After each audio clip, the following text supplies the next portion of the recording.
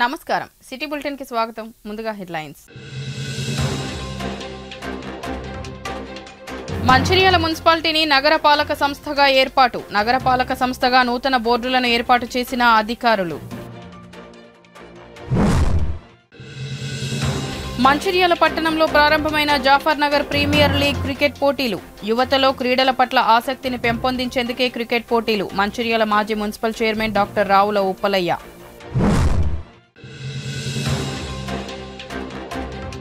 బెల్లంపల్లి బుగ్గ దేవాలయం అటవీ ప్రాంతంలో అడవి పందిని హతమార్చిన పెద్ద పులి భయాందోళనతో గ్రామీణ ప్రజలు ఇళ్ల నుండి బయటికి వెళ్లవద్దని హెచ్చరిస్తున్న ఫారెస్ట్ అధికారులు మంచిర్యాల మున్సిపాలిటీని కార్పొరేషన్గా మార్చుతూ రాష్ట్ర ప్రభుత్వం తీసుకున్న నిర్ణయంతో మంచిర్యాలను నగరపాలక సంస్థగా అప్గ్రేడ్ చేస్తూ ఉత్తర్వులు మరియు గెజెట్ విడుదల చేయడం జరిగింది.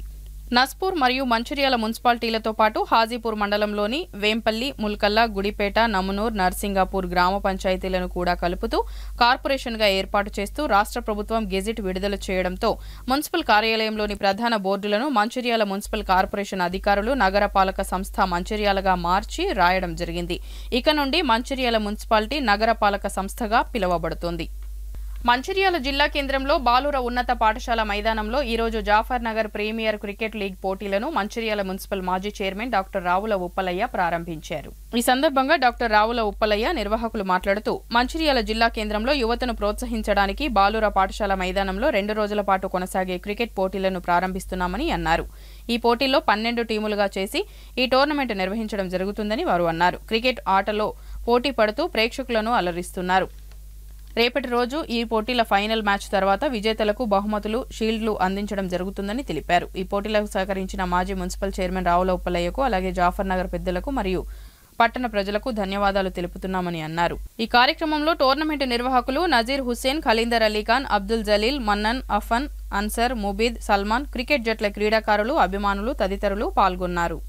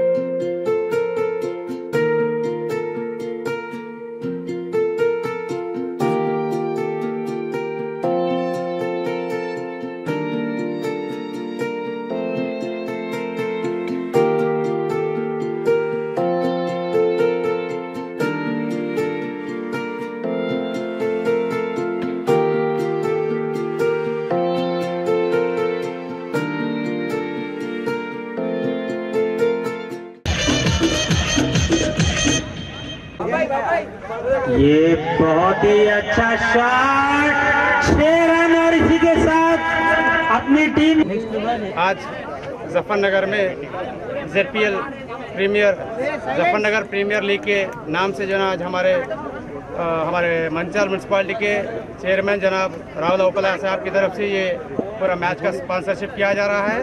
जफरनगर में पिछले 5 सीज़न से जो है ना हमारे उप्पलैया साहब काउंसलर थे, तो उनको एक खुशी से टूर्नामेंट में ऐसा लगाना चाह रहा हूँ, बल्कि उनके इरादे से आज ये टूर्नामेंट लगाया गया है, जिसमें महल्ले के काफ़ी नौजवान एक्साइटमेंट होकर जो है ना हम भी खेलेंगे। पहले तो ऑर्गेनाइजर्स की तरफ से ये एक 8 टीम का मैच इरादा किया गया था, लेकिन बच्चों के जोश और जुनून को देखकर 12 टीमों में ये मैच किया गया। जैसा कि आप देख रहे हैं कि मंचिर्याल के तमाम लोग और मंचिर्याल के जाने माने लोग भी जो है ना इस मैच का आनंद उठा रहे हैं। यहाँ पर मौजूद सभी सीनियर्स का और जूनियर्स का मैं तहे दिल से शुक्रिया अदा करता हूँ। इस तरह के टूर्नामेंट्स हमेशा लगाना चाहिए, इससे जो है ना बच्चे जो घरों में महदूद थे वो लोग एक दूसरे को पहचानने लगे हैं। आज के सोशल मीडिया के दौर में घर का पड़ोसी कौन है किसी को नहीं मालूम है, तो लिहाजा ऐसे टूर्नामेंट के तरफ से जो है ना लोगों में एक मोहब्बत और उल्फत का पैगाम यहाँ से जा रहा है।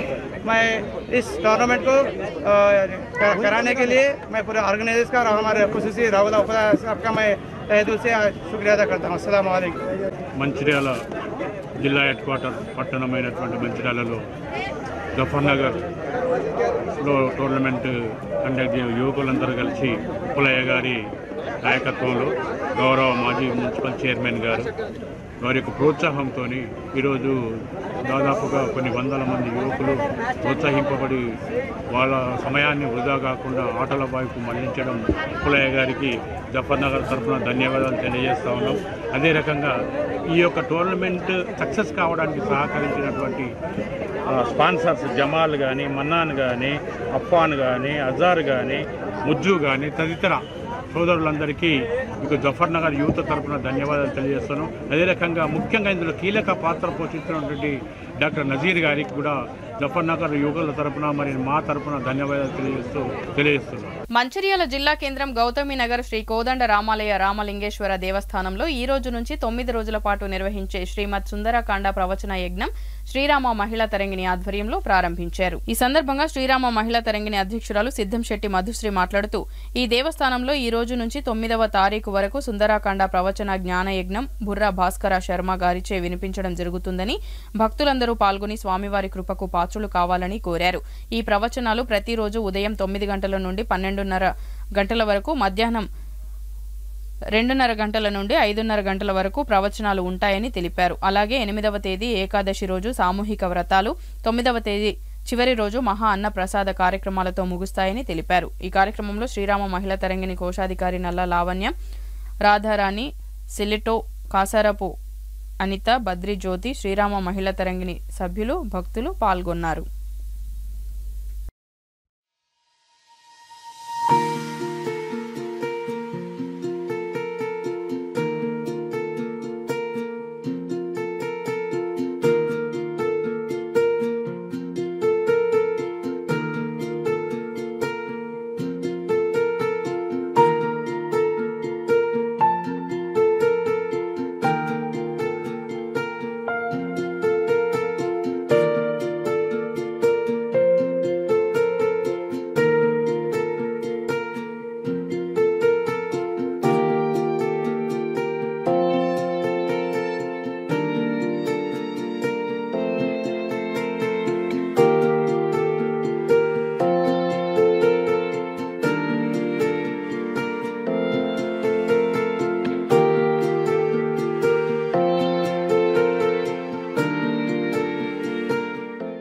ఎప్పుడో కుదరక 21వ రోజున చేస్తే మనకందరికీ ఏం అలవాటైంది అంటే చిత్తూరుకి దాని పేరు కూడా వదిలేసి 21st డే అని అంటున్నాం.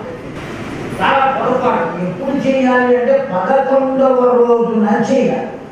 నామకరణ మహోత్సవం ఎప్పుడు జరగాలి అంటే ఖచ్చితంగా 11వ రోజునే. మిగతా రోజుల్లో చేసేది ఎటువంటిది అంటే కుదరకపోతే, లేని పక్షంలో, కాని పక్షంలో అవన్నీ కూడా 2వ, 3వ, 4వ తప్ప మొట్టమొదటిది మాత్రం కాదు. శ్రేష్టమైనది ఏదైనా అంటే పేరు పెట్టడానికి 11వ రోజు. ఆ పిల్లవాడికి పుట్టినటువంటి పిల్లవాడికి పేరు పెట్టింది అంజనాదేవి కేసరి. ఇద్దరు కలిసి పేరు పెట్టారు. ఎందుకు పేరు పెట్టి ఏమని పేరు పెట్టారు అంటే సుందర అని పేరు పెట్టారు తల్లిదండ్రులు. ఆ పిల్లవాడు చాలా చాలా అందగాడు. అర్థమైందండి. సామాన్యమైనటువంటి సౌందర్యం కాదు. ఆ పసితనంలోనే ఆ పండు అనుకుని ఆ పిల్లవాడు ఆ పండును తినడం కోసం దాంట్లో హీట్ చేస్తాడు. ఆ సూర్య భగవాను ఉదయించే సూర్యుడు ఆ నారింజ రంగులో ఉంటే అక్కడ ఒక పండు అనుకుని ఆ పండు తినడం కోసం దానిలో వెళ్ళాడు. సామాన్యమైన పిల్లలు దాంట్లో ఎగురుతారు అంటే ఎవరైనా ఎటువంటి శక్తి ఎగురుతుంది ముందే ఊహించదు. ఇప్పుడు చెప్పారా లేదా? పండు కోసం వెళ్ళాడు అని. అలా వెళ్ళి ఆ సూర్యుడిని మింగి వేయడానికి ప్రయత్నం చేసే సమయంలో దేవేంద్రుడు పరుగుగా వచ్చి తన వజ్రాయుధంతో మూతి మీద కొట్టాడు. ఆ దవడలు లోపలకు వెళ్ళినాయి. మూతి ముందుకు వచ్చింది. కోతులన్నీ ఎట్లా ఉంటాయని కాదు. ఆ దవడలను సంస్కృతంలో హనువులు అంటారు. హనువులు లోపలకు వెళ్ళినాయి కనుక హనుమంతుడు అని పేరు. అంజనాదేవి కొడుకు కనుక ఆంజనేయుడు. కేసరి నందనుడు, కేసరి యొక్క కొడుకు కనుక, వాయుదేవుని వరప్రసాదం చేత పుట్టినవాడు కనుక వాయునందనుడు. ఇలా అనేకములైనటువంటి పేర్లు, ఇవన్నీ కూడా గుణములను తెలియజేసేవి. కానీ అసలు పేరు పెట్టింది మాత్రం ఏ పేరు పెట్టారు అంటే సుందరుడు. ఆ సుందరుడు ఉన్న కాండ కనుకనే అది సుందరకాండ. అంతేకాకుండా రెండవది కూడా చెప్పారు పెట్టారు, సుందరే సుందరో రామ, సుందరే సుందరీ సీత, సుందరో సుందరం వనం, సుందరో సుందరం మంత్రం, సుందరే సుందరం కథ, సుందరే కిమ్న సుందరం అని. ఈ సుందరకాండలో సుందరే సుందరో రామ, లోకంలో అనేక మంది అందగాండ్లను సౌందర్యవంతులను తీసుకొచ్చి అలా నిలబెట్టి వారి మధ్యలో రాముని నిలబెడితే వీళ్ళందరిలోనూ ఎవరు సుందరంగా ఉన్నారు అంటే రాముడే సుందరంగా ఉన్నాడు అని చెబుతారు. అందువల్ల సుందరులలో సుందరుడు రాముడు. రామాయణానికి ఆధారమైన వాడు ఎవరు? రాముడే. అందువల్ల సుందరే సుందరో రామ. అంతేకాదు సుందరే సుందరీ సీత. ఆవిడ యొక్క సౌందర్యం సామాన్యమైనదా? ఆ శూర్పణఖ వచ్చి రావణాసురుడి దగ్గర నిలబడి ఆవిడ యొక్క సౌందర్యాన్ని వర్ణించింది కనుకనే అతడు ఉన్న కెలివిని కూడా పోగొట్టుకుని ఆమె కోసం సన్యాసి వేషం వేసి అపహరించడానికి వచ్చినటువంటి అనేది ఎప్పటిదాకా లోక కళ్యాణార్థమై సుందరాకాండ ప్రవచన కార్యక్రమం శ్రీ గుండ్ర భాస్కర్ శర్మ గారిచే ఈ రోజు నుంచి 9వ తారీఖు వరకు ప్రారంభమైంది. ఈ కార్యక్రమం లోక కళ్యాణార్థమే జరుగుతుంది. కావున భక్తులకు ఇట్లాంటి బాధలు ఉన్నా, ఈ బాధలు ఇవన్నీ తొలగిపోవడానికి సంబంధించిన కార్యక్రమం కనుక సుందరాకాండ కార్యక్రమం. ఈ సుందరాకాండ కార్యక్రమానికి ప్రత్యక్షంగా కానీ పరోక్షంగా కానీ పాల్గొని భక్తులందరూ కూడా ఆ రామచంద్ర స్వామి అనుగ్రహం మరియు రామచంద్ర స్వామి వారి యొక్క అనుగ్రహము, అలాగే రామభక్త ఆంజనేయ స్వామి వారి యొక్క అనుగ్రహానికి పాత్రలు కాగలరని. శ్రీరామ మహిళా తరంగిణి ఆధ్వర్యంలో శ్రీ కోదండ రామాలయము రామలింగేశ్వరాలయం గౌతమి నగర్లో శ్రీమద్ సుందరాకాండ ప్రవచనాన్ని మన యొక్క గురువు గారు గుర్రా భాస్కర్ శర్మ గారు ఈ యొక్క 1వ తారీఖు నుండి 9వ తారీఖు వరకు ప్రతిరోజు ఉదయము మరియు సాయంత్రము 2 విధాలుగా మనకు వినిపించడం జరుగుతుంది. కాబట్టి భక్తులందరూ కూడా ఈ యొక్క సుందరాకాండను విని మీ యొక్క సకల కార్యసిద్ధి కలుగుతుందని, సుందరాకాండ వినడం వల్ల సకల కార్యసిద్ధి కలుగుతుంది. ఎలాంటి అనారోగ్య సమస్యలే కానీ ఎలాంటి తీరని కోరికలు కూడా తీరుతాయి. కాబట్టి అందరూ కూడా వచ్చి ఈ యొక్క సుందరాకాండను విని ధరించవలసిందిగా మా యొక్క శ్రీరామ మహిళా తరంగిణి అందరి తరఫున నేను చెప్పడం జరుగుతుంది. కాబట్టి అందరూ వచ్చి అధిక సంఖ్యలో పాల్గొని ఆ రామచంద్రుల వారి పూలకు పాత్రలు కాగలరని మన విజయశ్రీ. బెల్లంపల్లి మండలం కన్నాల గ్రామ పంచాయతీ శ్రీ బుగ్గ రాజరాజేశ్వర స్వామి ఆలయ అటవీ శివారులో పెద్దపులి సంచారంతో ప్రజలు భయాందోళనకు గురవుతున్నారు. గత 2 రోజుల నుంచి పెద్దపల్లి బుగ్గగూడెం పరిసర ప్రాంతాల్లో సంచరిస్తున్నట్లు గ్రామస్తులు తెలిపారు. బుగ్గగూడ పరిసర ప్రాంతంలోని నీలికుంటలో పులి నీటి తాగి వెళ్లినట్లు ప్రత్యక్ష సాక్షులు తెలిపారు. దీంతో ఎఫ్ఆర్ఓ పూర్ణచందర్ ఆధ్వర్యంలో సిబ్బంది పులి పాదముద్రలను గుర్తించే పనిలో నిమగ్నమయ్యారు. ఈ క్రమంలో శనివారం బుగ్గ దేవాలయం అటవీ ప్రాంతంలో అడవి పందిపై పెద్దపులి దాడి కలకలం రేపింది. ఓ పత్తి చేనులో పెద్దపులికి కనిపించిన అడవి పందిపై దాడి చేసి హతమార్చింది. ఈ విషయాన్ని ఫారెస్ట్ అధికారులు ధృవీకరించారు. కన్నాల గ్రామ పంచాయతీ పరిధిలో శ్రీ బుగ్గ రాజరాజేశ్వర దేవస్థానానికి వెళ్లే ప్రధాన దారిలో తోకల మల్లేష్ కు చెందిన పత్తి చేనులో అడవి పందిపై పెద్దపులి దాడి చేసింది. 2 రోజులుగా పెద్దపులి అక్కడే సంచరిస్తుంది. పత్తి చేనులోనే పెద్దపులి తిష్టవేసి ఉండటంతో ఈ ఘటన చోటు చేసుకుంది. ఈ ఘటనకు ముందు పత్తి చేనులో పనిచేస్తున్న కూలీలకు పెద్దపులి కనిపించిందని సమాచారం. పులిని చూసిన కూలీలు పరిగెత్తారు. ఎంతో చాకచక్యంతో త్రుటిలో ప్రాణాలను కాపాడుకున్నారు. అదే సమయంలోనే అడవి పందిపై పెద్దపులి దాడి జరిగినట్లు తెలుస్తోంది. ఈ ఘటనకు అతి సమీపంలోనే లక్ష్మీపురం గ్రామం ఉంది. పులి దాడిలో పంది హతమైన ఘటనతో గ్రామీణ ప్రజలు తీవ్ర భయాందోళనలకు గురవుతున్నారు. లక్ష్మీపురం శివారులోని చేలల్లో దాడి ఘటనతో ఇళ్ల నుంచి బయటకు వెళ్లరాదని ఫారెస్ట్ అధికారులు ప్రజలను అప్రమత్తం చేస్తున్నారు. అటువైపుగా ఎవరూ వెళ్లవద్దని ఫారెస్ట్ అధికారులు ప్రజలను హెచ్చరిస్తున్నారు. కన్నాల శివారు ప్రాంతం నుంచి పెద్దపులి పరిసర ఏ గ్రామానికి అయినా వెళ్లే ప్రమాదం ఉందని ఫారెస్ట్ అధికారులు హెచ్చరిస్తున్నారు. నిన్న సాయంత్రం నుండి మనకు పులి సంచారం ఉన్నట్టుగా తెలుస్తున్నది. రేంజ్ పరిధిలోని బుగ్గగూడెము, కన్నాల శివారు ఈ రెండు ఊర్ల మధ్యలో వెళ్లే దారిలో ప్లస్ ఆనుకుని ఉన్న అడవిలో పులి సంచారం ఉంది. మనకు ఇవాళ ఎర్లీ మార్నింగ్ పాదముద్రలు దొరకడం జరిగింది. అక్కడ ఫారెస్ట్ డిపార్ట్మెంట్ ఏర్పాటు చేసిన గిట్టుకుంటలో నీరు త్రాగి బయటికి వెళ్తుండగా మన డిపార్ట్మెంట్ వాళ్ళకు కూడా సైట్ అవ్వడం జరిగింది. కావున ఈ దారిని ఉపయోగించుకునే వాళ్ళు ముఖ్యంగా కన్నాల శివారు టు బుగ్గగూడెం ఈ దారిని ఉపయోగించుకునే వాళ్ళు నైట్ టైమ్స్లో అవాయిడ్ చేయడం చాలా మంచిది. ఎందుకంటే అటాక్ అయ్యే అవకాశం ఉంది కాబట్టి ప్రజలు అప్రమత్తంగా ఉండాల్సిందిగా కోరుతున్నాము. అయితే ఈ టైగర్ మనకు తిరియాని నుంచి వచ్చినట్టుగా గుర్తిస్తున్నాము. గత వారంలో అక్కడ టైగర్ ఉంటుండే, అదే టైగర్ మనకు బెల్లంపల్లికి వచ్చినట్టు సమాచారం ఉంది.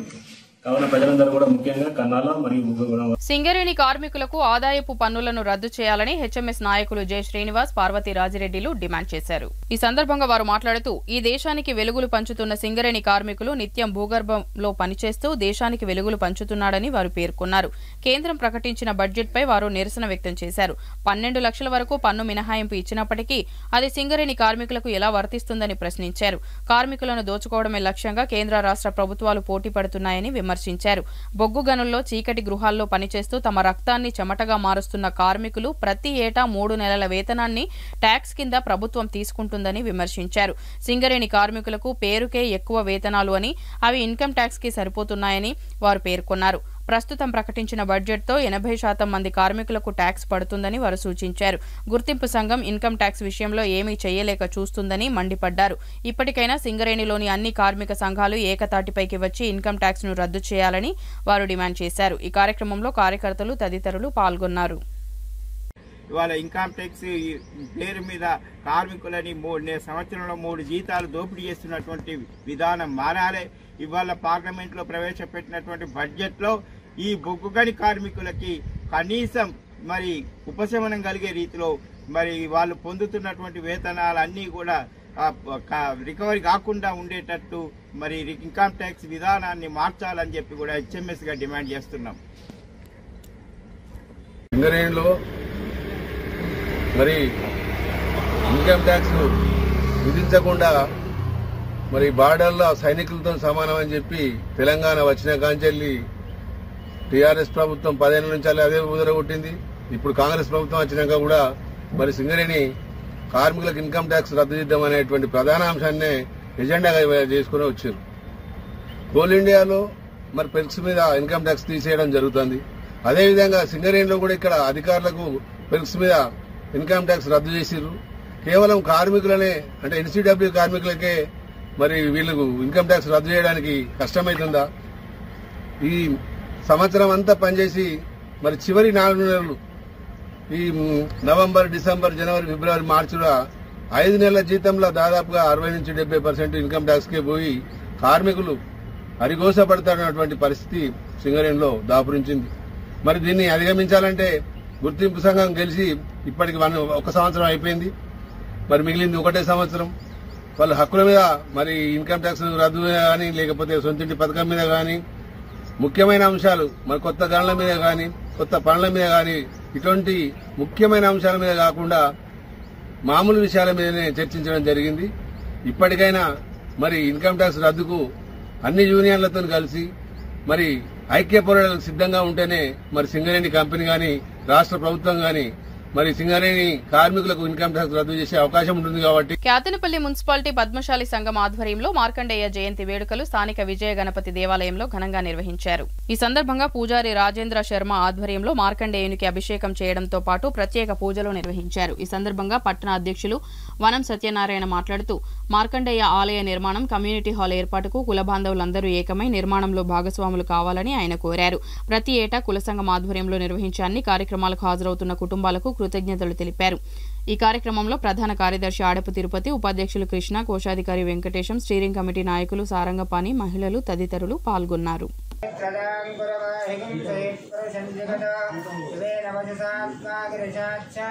మొగ్గాలు వేయాలనేది కూడా ప్రయత్నం చేస్తాము.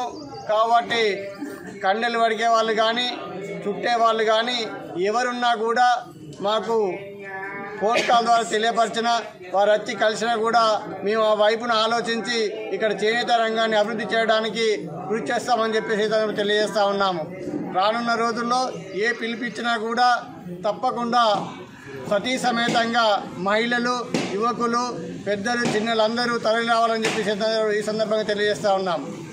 ఏదేమైనప్పటికీ కూడా మునుపున్నటి కంటే ఈసారి కొద్దిగా మెరుగ్గా కార్యక్రమం జరపడం జరుగుతుంది. గతంలో చూసుకున్నట్టయితే గత 2-3 సంవత్సరాల నుండి పద్మశాలిల ఐక్యతను చాటుతూ కార్యక్రమం చేస్తూ ఉన్నాము. అదేవిధంగా 10-15 రోజుల్లో రానున్న రోజుల్లో మన యొక్క పద్మశాలి కార్యాలయం కూడా మరి ఓపెన్ చేయడానికి సన్నద్ధం చేస్తూ ఉన్నాము. ఆ కార్యాలయం ఓపెన్ అయితే అందరూ ప్రతి సమస్యను కూడా పరిష్కరించుకోవడానికి ఉంటుందని చెప్పేసి ఈ సందర్భంగా తెలియపరుస్తూ ఉన్నాము. అదేవిధంగా మేము ఎప్పుడు ఫోన్ చేసినా కబురు పంపినా కూడా ప్రతి ఒక్కరూ మాకు సహకరిస్తే తప్పకుండా మేము ఈ సంఘ బలోపేతానికి మా సహాయశక్తులు కృషి చేస్తామని చెప్పేసి తెలియజేస్తూ ఉన్నాము. ఈ యొక్క మార్కండేయ స్వామి దేవాలయ నిర్మాణం కూడా చేపట్టే విధంగా కూడా ఆలోచనలు చేస్తూ ఉన్నాము.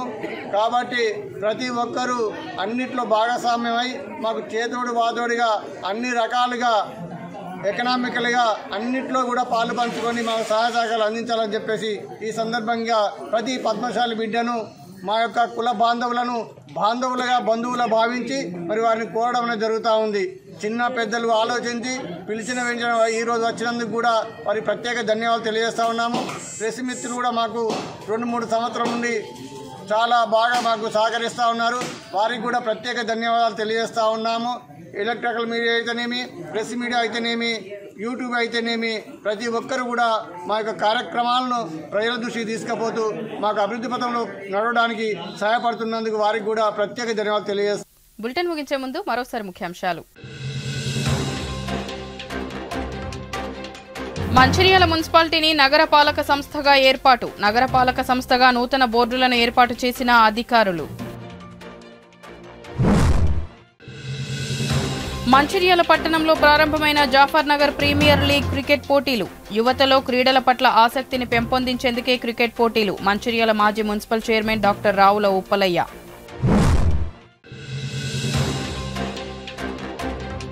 బెల్లంపల్లి బుగ్గ దేవాలయం అటవీ ప్రాంతంలో అడవి పందిని హతమార్చిన పెద్ద పులి. భయాందోళనతో గ్రామీణ ప్రజలు ఇళ్ల నుండి బయటికి వెళ్లవద్దని హెచ్చరిస్తున్న ఫారెస్ట్ అధికారులు. సిటీ న్యూస్ ఇంతటితో సమాప్తం. తిరిగి ప్రసారమయ్యే సిటీ న్యూస్లో మళ్ళీ కలుద్దాం. అంతవరకు సెలవు. నమస్కారం.